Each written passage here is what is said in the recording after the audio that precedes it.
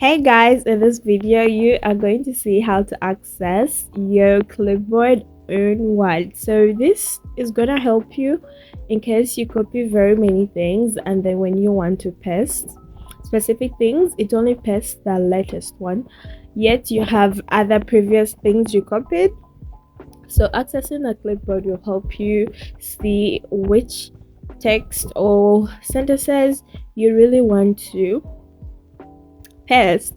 So this is what I have. As you can see, I'm going to copy the first and I'm going to copy the second sentence, and also I'm going to copy the third.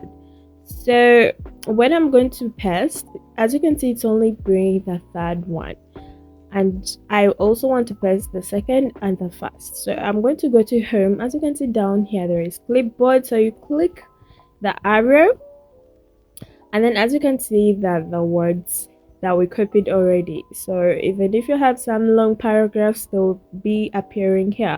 So as you can see, you can just tap on them and they can be pasted. Also, you can paste all of them in case you have like so many, as long as they're in order, and you can also clear them. So that is how you access your clipboard on Word. Thank you so much for watching. Don't forget to drop a like to this video if you really enjoyed it, and subscribe.